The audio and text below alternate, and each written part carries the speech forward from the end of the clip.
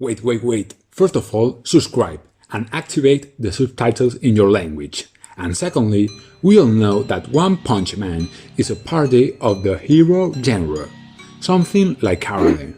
The premise of One Punch Man is simple: Saitama is the strongest.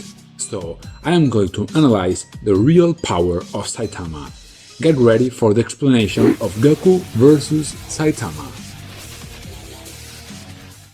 Let's be direct, both Goko and Saitama will be the winners in their respective universes. If a version of Goko appeared in the Saitama universe, then most likely Saitama will be the winner. On the other hand, the Dragon Ball universe is much more realistic and complex, where Goko himself will not even be in the top 10 of the most powerful characters. So we will take Saitama to the world of Dragon Ball, where we can calculate his powers and get an idea of how strong he is. This is the new Set Warrior. Codename Saitama, better known as the Bald Man in a Cape, and his skills are very impressive. Extreme physical strength. His punches are so powerful that just one is enough to blow up his rivals into 1,000 pieces. However, Saitama isn't a martial artist, so he haven't special techniques. He can't field ki, much less fly, but he makes up for this with powerful jumps. His greatest feat was jumping from the moon to Earth in seconds. He also has incredible speed and reflexes, exceeding the speed of sound with ease. Thanks to this, Saitama can easily dodge or stop attacks. As if that weren't enough, he has a practically absolute defense, which unlike Set Warriors isn't based on ki. His body is indestructible. I don't know about you, but I never saw a single scratch on him. Finally, he has enormous energy reserves, being able to perform incredible movements and devastating attacks without getting tired. Saitama does need to sleep, and we also saw him get fatigued a couple of times. It may have a large amount of energy, but it isn't infinite. With all this, we can clearly say that Saitama could easily be part of the Set Warriors. And this is when we come to the million-dollar question. What is the maximum power of Saitama? We cannot say much about his defense and speed. He withstood an explosion of fire and extreme gravity without disheveled. On the other hand, his strike force we have more information. At the climax of his time battle against Boros, he launched an attack that could destroy the Earth. And faced with the threat, Saitama counterattacked with a punch that managed to neutralize the energy blast and crush his opponent. Only this time we could see Saitama launch an attack with his true strength, and based on this, we can approximate the real power of Saitama.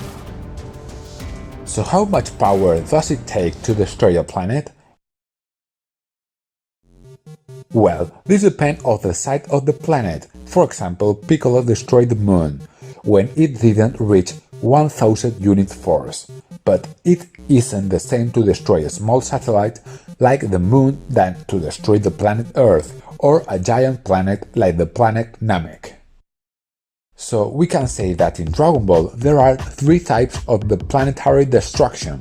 The first is to destabilize the core. For that is enough to launch an attack that directly impacts the core of the planet. This will start with a chain of reaction and will end with the explosion of the core itself and destroy the planet. An example is when Freezer launched his attack against Namek. The energy wasn't powerful enough to destroy the planet, but it started a chain reaction that ended up making it explode. The second type of planetary destruction is massive destruction. In this case, the core will not be affected, but the attack alone is enough to destroy the planet. The best example would be when Cell, after being defeated, inflated like a balloon to cause an explosion so powerful that it will destroy the planet instantly. Finally, we have planetary destruction by disintegration. In this case, the planet is victim of a large amount of energy, so powerful that it simply disintegrates. So which of these forms of planetary destruction could Lord Boros perform? At first glance, I would say the first, but let's make things interesting. Suppose that when he launched his attack, he meant that he would destroy the Earth with massive destruction. The power required for this must be similar to Cell in its second form, at the legendary rank, so at the best Boros should be as powerful as a Super Saiyan. Now, for Saitama to be able to stop that attack with a one hit, he will have to be one rank above, in the anomaly range. So we conclude that Saitama's base power when fighting seriously will be in this range, a power close to Gohan Super Saiyan 2. It is said that warriors of anomaly rank should not exist, because they are creatures that cannot be born by natural means. And so we finally begin the most awaited moment, the battle between these two colossi. As usual, Goku would start the fight in his base form. He would immediately know Saitama's power. But Saitama can know the power of Goku. He doesn't have the ability to feel ki. Being a kind person, this hero would start with his basic attacks. The normal consecutive punches. It's a series of quick punches with the right hand. These attacks are more than enough to crush most monsters, but they wouldn't do anything to Goku, that in his base state would just dodge them. Seeing this, Saitama would use his second attack, the consecutive normal punches with two hands, a flurry of much faster attacks. This time Goku might not be able to dodge them all. He would decide to transform into Super Saiyan maximum power. In front of an enemy superior to Lord Boros, Saitama would be forced to fight seriously, using the Serious series. That as, we know they are techniques in which he makes an effort. Saitama would use the Serious side hops, with which he moves extremely fast, creating a multitude of images of himself. This move will surprise Goku for his speed. Goku will be forced to transform into Super Saiyan 2 to match his speed. Faced with an opponent who matches his speed and is immune to his normal attacks, Saitama will use his Serious Punch, the impressive attacks he used to destroy Boros. As we said, this destructive power would be like a full force attack from Gohan Super Saiyan 2.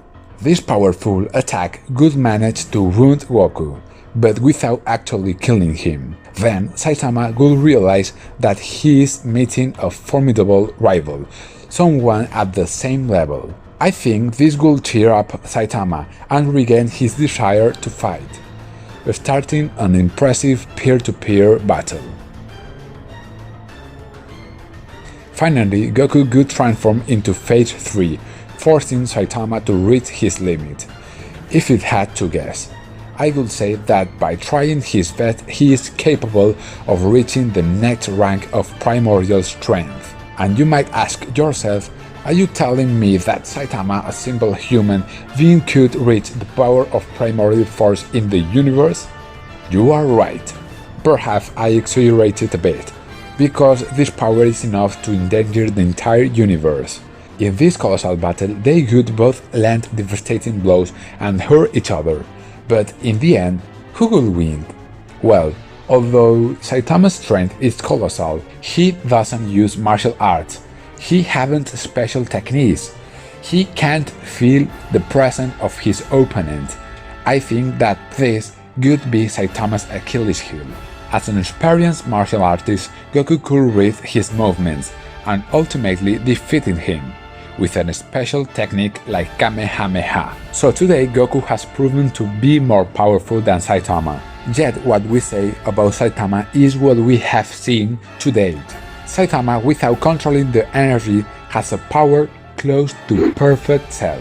Can you imagine how powerful it would be if he did train at the level of Goku? If you liked this video, subscribe and give me a like. See you soon in more power levels videos. Bye bye.